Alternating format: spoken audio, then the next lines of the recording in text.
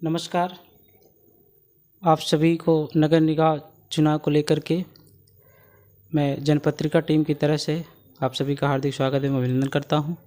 और मैं नवनिर्वाचित नगर पंचायत बिजमगंज में एक कैंपेन चला रहा हूं, जिसमें प्रत्याशियों के मुद्दे जनता तक और जनता के मुद्दे प्रत्याशियों तक।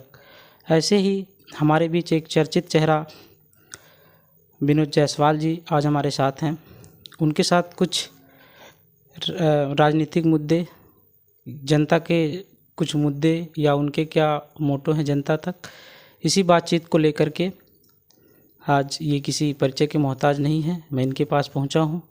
सबसे पहले इनसे हमारा एक प्रश्न ये है कि इनकी राजनीतिक शुरुआत किस तरह से हुई। तो सर, आप बताने का कष्ट करें कि आपकी राजनीतिक शुरुआत किस तरह से हुई। बहुत बहुत धन्यवाद आप पत्रकार बंधुओं का, जनपत्रिका जो भी आप लोग आए हैं हमसे मुद्दा जानने के लिए, मैं आपका स्वागत अभिनंदन वंदन करता हूं। मेरा नाम विनोद कुमार जायसवाल है। मैं इस ब्रिजमनगंज में लगभग 2000 से राजनीति में सक्रिय हुआ और मैं इसी बगल के गांव पुरैना से, चूँकि नलिहाल में मैं पला पोसा बड़ा हुआ, वहाँ भी काफ़ी समस्याएं थी, चाहे वो सड़क का मुद्दा हो, चाहे बिजली का मुद्दा हो, चाहे वहाँ स्कूल बनवाने का मुद्दा रहा हो, या जितनी भी जन समस्याएँ थीं जो कहीं न कहीं पूर्व में नहीं रहीं, उसको कहीं न कहीं हम लोगों से पीड़ा थी। उस पीड़ा के क्रम में मैं राजनीति में आया 2000 में, और हमने कहीं न कहीं प्रधान बनवाने का काम किया और बहुत सारे मुद्दे को आज काम करने का मुझे मौका मिला माता जी के आशीर्वाद से। समय माता मंदिर जो अभी आमाकोट में स्थित है, वो 60 साल से कहीं न कहीं विवादित था। उसको भी हमने जो कहा जाता है कि प्रधान का जो कहीं न कहीं जो आय चोरी चमारी से जो होता है, वो कहीं न कहीं जो आय हुआ, उससे कहीं न कहीं हमने बहुत सारे विकास के काम, चाहे वो समय माता मंदिर हो, चाहे CSC जो है, जो CSC बना है 2008-9 में, ये गणेश शंकर पांडे जी उस समय प्रत्याशी हमारे हुआ करते थे और हम भारतीय जनता पार्टी में विधायक जी के साथ रहे। हम उस समय क्षेत्र पंचायत सदस्य पद के भी पद पे रहे। हम लोगों ने CSC भी बनवाने का काम यहाँ किया। बहुत सारे विकास के मुद्दे हम लोग किए। अब देखिए, यहाँ रामलीला में पड़ाव में जो मिट्टी पटवाने का काम था 250 टाली मैंने ही किया। स्टेशन रोड ब्रिजमनगंज पे जो कहीं न कहीं 2011 में गड्ढा हुआ करता था, पानी भरता था, उसको भी हम लोगों ने राविस खंडा गिरवा के ठीक कराने का काम किया। बाद में इसको इंटरलॉकिंग CC रोड बना। साथ साथ बच्चियों की शादी मैंने कराने का काम किया। थाने पर बैठका बनवाने के लिए 15 लोगों ने सहयोग भी दिया था, बाकी सारा पैसा लगा करके हमने थाने में बैठका भी बनवाने का काम किया।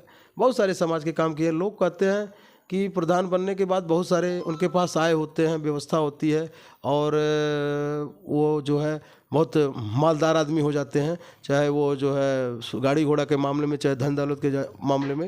लेकिन निश्चित तौर पे हमने ऐसा चरित्र पेश नहीं किया। आज लोग कहते हैं मैं भी भूमिहीन हूँ, मैं कहता हूँ प्रधान 2-3 बार का प्रधान रहने के बाद भी आज भी मैं भूमिहीन हूँ। एक चरित्र पेश करने का काम किया हूँ। तो अचानक, अभी इसके पहले ऐसी जानकारी नहीं थी कि आप चुनाव लड़ेंगे, अचानक किस तरह से आपने अपना जो है इसमें नगर पंचायत बिजमगंज में भावी नगर पंचायत अध्यक्ष के लिए चुनाव लड़ने का मूड बनाया, कैसे, किसके माध्यम से?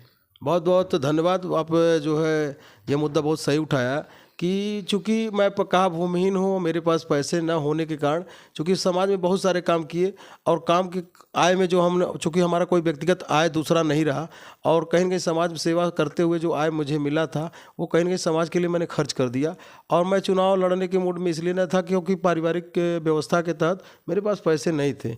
लेकिन इसी बीच लोग कहते थे कि भैया आप काम बहुत सारा किए और जनता के बीच में आपने सेवा देने का काम किया, तो कहीं न कहीं आपको चुनाव लड़ना चाहिए। तो इसी के क्रम में अभी नहान के दिन जो कार्तिक पूर्णिमा बीता है, 8 तारीख को एक मीटिंग समय माता मंदिर पे हुआ, जिसमें 300 की संख्या में जनता उपस्थित होकर के कहा कि विनोद जायसवाल जी, जो व्यवस्था आपकी है वो चुनाव लड़िए, बाकी जितनी व्यवस्था होती है, चाहे वो आर्थिक रूप से, चाहे धन के रूप में, चाहे जैसे भी व्यवस्था हो सकती है, या चल करके गांव-गांव में चल करके हम आपका प्रचार करके, हम आपके मुद्दे को उठा करके जनता को बता करके, वहाँ की जनता को समझा करके कहीं न कहीं आपको जितवाने का और चेयरमैन बनवाने का काम करेंगे। इसके क्रम में हमने 4 दिन पहले, 5 दिन पहले ये निर्णय लिया कि चेयरमैन का चुनाव मैं लड़ूंगा और जनता को सेवा देने का काम करूंगा।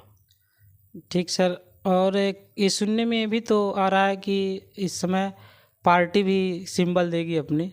तो मेरे हिसाब से मैंने जो पोस्टर देखे इस नगर पंचायत बिजमगंज में का 3 प्रत्याशी समाजवादी पार्टी से लड़ रहे हों, और जिसमें आप भी समाजवादी पार्टी से ही जुड़े हैं, तो कैसे ये कयास लगाया जाए कि वो सिंबल आप ही को मिलेगा? मैं समाजवादी पार्टी में, पहले मैं भारतीय जनता पार्टी में हुआ करता था। मैं वर्ष 2003 से भारतीय जनता पार्टी में विधायक जी के साथ रहा, पूर्व विधायक बजरंग बहादुर सिंह के साथ। और 2016 में चूँकि कुछ मुद्दे हमसे विधायक जी से नहीं से समझौता हो पाया, जिसके कारण जो है हम 2016 से विधायक जी से, पूर्व विधायक से अलग हुए और 2016 से समाजवादी पार्टी में जिला पार्टी कार्यालय पर हम लोग ने सदस्यता लिया था। तब से लेकर के मेरे ऊपर 6 मुकदमा लिखे गए। पार्टी के अच्छे सही गलत कार्य जो है, जो धरना प्रदर्शन हुआ, चाहे गरीबों का मुद्दा हुआ, चाहे बेरोजगारी का मुद्दा हुआ, या जितने भी पार्टी के कार्यक्रम चलाए गए। मदन गोपाल यादव जो हमारे विधानसभा के अध्यक्ष हैं, उनको एक बार पार्टी में दरोगा बैठा लिए थे, कमलेश प्रताप सिंह, उनसे भी लड़ाई हुई थी और उसको लेकर के हमारे खिलाफ 6 बार मुकदमा भी लिखा गया। लेकिन हमने जो है समाजवादी पार्टी के लिए काम किया है और समाजवादी पार्टी एक बड़ी पार्टी है। और मैं राष्ट्रीय अध्यक्ष जी को धन्यवाद देना चाहता हूं। मैं व्यक्तिगत राष्ट्रीय अध्यक्ष माननीय अखिलेश यादव जी को पसंद करता हूं और उनके क्रम में मैं जुड़ा हूं और संघर्ष किया हूं। और अखिलेश यादव जी भी संघर्ष की पहचान जानते हैं। मेरे दल में 3 लोग टिकट मांग रहे हैं, ये अच्छी बात है, मांगना भी चाहिए। तो कुल मिला करके एक दिलीप चौधरी जी हैं जो मामा के रूप में हमारे हैं, आदरणीय बिंदु चौधरी हैं जिसको कहीं ना कहीं चैनपुर का जब प्रधान बनवाने की बात आई है तो कहीं ना कहीं हम लोग सहयोग करके बिंदु यादव जी को प्रधान बनवाया था। ये मांगना अधिकार है, पार्टी में है, पार्टी के लोग हैं तो मांगना चाहिए। लेकिन अगर संघर्षों के आधार पर देखा जाए तो विनोद जायसवाल या जनता सर्वे करा लिया जाए तो विनोद जायसवाल को टिकट मिलना चाहिए। बाकी एक परिवार में 4 लोग रहते हैं तो जिम्मेदारी हमको दी जा रही है, न कि हमको कोई बैंक का बहुत बड़ा सेठ बनाने के लिए दिया जा रहा है। तो मैं पार्टी में रह करके पार्टी के हित में, पार्टी के लोगों के लिए काम करूंगा और पार्टी में जितना सम्मान दे सकता हूं, मैं चाहे दिलीप चौधरी हूं, चाहे बिंदु यादव जी हों या जो भी लड़ रहे हैं, मैं सबको सम्मान देने का काम करूंगा। एक चीज़ ऐसा भी हो सकता है कि मान लीजिए सपोज दैट आप को पार्टी टिकट दी, तो क्या आपको लगता है कि दोनों लोग आपका सपोर्ट करेंगे या फिर आपका विरोध करेंगे? ऐसा कुछ हो सकता है क्या? क्योंकि अक्सर ही देखा गया है कि जब ऐसा होता है तो लोग विरोध ही करते हैं, सपोर्ट कम लोग करते हैं। तो इस मुद्दे पर आपकी क्या राय है? इस प्रकार से आप जो है लोगों को बताना चाहिए। वो मेरे परिवार के सदस्य हैं, चाहे दिलीप चौधरी जी हों, चाहे बिंदु यादव जी हों। हम समाजवादी पार्टी की पूरी पार्टी का एक परिवार है बृजमनगंज फरिंदा। तो निश्चित तौर पे अधिकार मुझे मिलना चाहिए। अगर पार्टी टिकट देती है मुझे तो मैं सबका सम्मान करते हुए, जितना अधिकार हमको प्राप्त होगा उतना ही अधिकार उन लोगों का भी होगा। और मैं समाज में काम करते हुए मैं एक जिम्मेदारी पद मांग रहा हूँ। मैं चेयरमैन का कोई पद नहीं होता है, सेवा करने के भाव से मैं मांग रहा हूँ। टिकट मुझे मिलना चाहिए, नहीं मिलेगा तो कहीं ना कहीं अपने लोगों के सहमति के आधार पे आगे का निर्णय मैं लूँगा। धन्यवाद सर। अब आते हैं कि कहीं ना कहीं जैसे ग्राम प्रधान की चुनाव हो या नगर निकाय की चुनाव हो, तो कुछ लोग अपने विशेष मुद्दे रखते हैं कि हम इन मुद्दों पर चुनाव लड़ रहे हैं, और या चाहे विकास का मुद्दा हो, नगर पंचायत के विकास को लेकर के या किसी अन्य चीज़ का।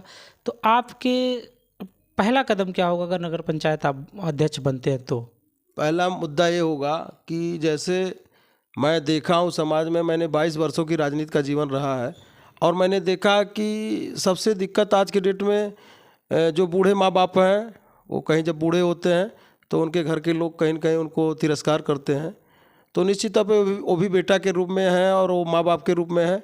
लेकिन तीसरा बेटा बनने का काम प्रयास करूँगा। मैं वृद्धाश्रम खुलवाऊँगा, उसमें माँ बाप की सेवा करने के उद्देश्य से वहाँ भोजन पानी से लेकर के कपड़ा लत्ता दवाई सबकी व्यवस्था करूँगा। और कहीं न कहीं उस जो कोई मेरा कार्यालय नहीं है, चूँकि मैं 3 बार प्रधान रहा, लेकिन चूँकि धन कमाया समाज में खर्च किया, मैं कोई कार्यालय नहीं खोल सका हूँ। तो मेरा कार्यालय वो वृद्धाश्रम ही होगा और मैं वहाँ भोजन करके वो वृद्ध माताओं बहनों का सेवा करने का काम करूँगा। दूसरा, जो निर्धन गरीब हैं वो मेरी प्राथमिकता में है। और मैं जैसे ही 7 बच्चियों की शादी करवाने का काम किया, थाने के अंदर कहीं न कहीं हज़ारों लोगों के साथ शादी करवाने का काम, एक चैनपुर की बिटिया थी उसका कराने का काम किया। तो आने वाले समय में ये मुद्दा हमारा रहेगा और इससे बढ़ चढ़ के काम मैं करूँगा।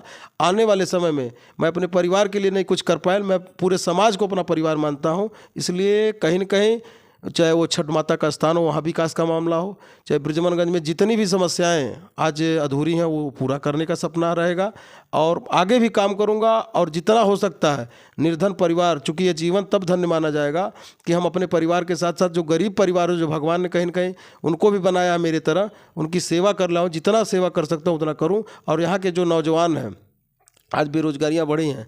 आज इसी नगर पंचायत 1.5 साल से नगर पंचायत बना और यहाँ के लोग बेरोजगारी की दंश झेल रहे हैं।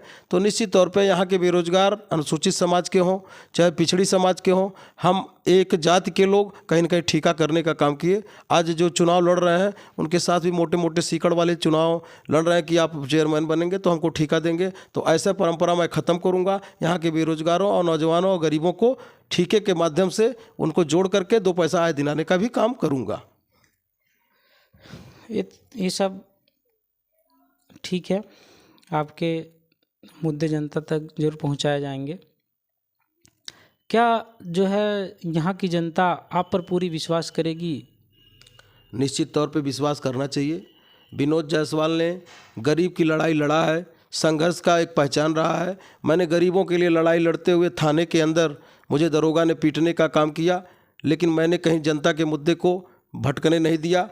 और जब भी सवाल आया है गरीबों के हित के लिए, चाहे वो 6 मुकदमा लिखवाने की बात हो, चाहे मुझे गिरफ्तार कराने की बात आई हो, चाहे जो है थाने में पीटने की बात आई हो, चाहे मेरे ऊपर कुछ भी परेशानियां आई हों, लेकिन मैंने मुद्दे से नहीं भटका है। गरीब की सेवा प्राथमिकता में है। गरीब के सुखों दुखों में मैं तो कहीं न कहीं मेरे आंस गिर जाते हैं जब कहीं गरीब रोता है। तो निश्चित तौर पर एक दिल की आवाज़ है, भगवान ने अगर पैदा किया है तो निश्चित तौर पर हम जो जिस मुद्दे से आज आए हैं, आगे भी मुद्दा बढ़ते हुए गरीबों की सेवा मेरी प्राथमिकता होगी। धन्यवाद सर।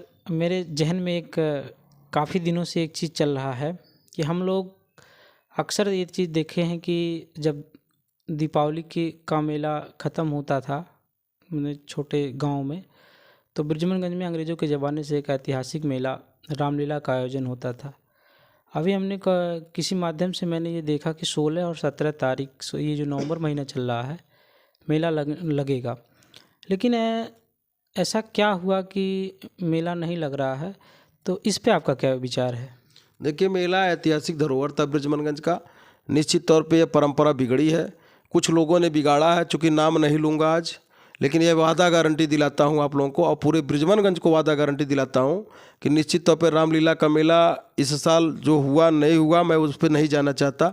चूँकि पूर्व के जो प्रधान जी लोग रहे, अगर थोड़ी सी समझदारी का परिचय दिए होते तो आज रामलीला का मेला और रामलीला की ज़मीन इधर उधर नहीं जाती। और निश्चित तौर पे 2932 गाटा संख्या था, निश्चित तौर पे वो बंजर के खाते में दर्ज था। अगर वो रामलीला के नाम के खाते में दर्ज होता तो आज SDM साहब कोई अधिकार नहीं था, वो कोई नवैयर नहीं चेंज कर पाते। लेकिन अगर मेला नहीं लगा है तो इस मेले को अगर हम लोग आते हैं तो निश्चित तौर पे कहते हैं इसकी भरपाई पूर्ण रूप से, जो भी 2-1 साल गैपिंग हुआ है उसकी भरपाई निश्चित तौर पे उसे दूना गति से मेले लगा करके, भव्यता को दिखा करके ये ब्रिजमनगंज का ऐतिहासिक मेला हमेशा के लिए फिर स्थापित कराने का काम करूँगा। बहुत बहुत धन्यवाद सर, जनपत्रिका को आपने इतना समय दिया। सर मैं आपको तहे दिल से धन्यवाद देता हूँ। धन्यवाद एक तरफा नहीं होना चाहिए। निश्चित तौर पे आप भी बधाई के पात्र हैं। अब मेरी आवाज़ अगर जनता तक पहुंचा रहे हैं तो आप भी हमारे दिल में बसते हैं। निश्चित तौर पे गरीब की सेवा करना मेरी प्राथमिकता है। तो जो अच्छे पत्रकार हैं, मैं उनका सेवा करने के लिए आज आपको धन्यवाद देता हूं। बहुत बहुत धन्यवाद सर, आपको भी।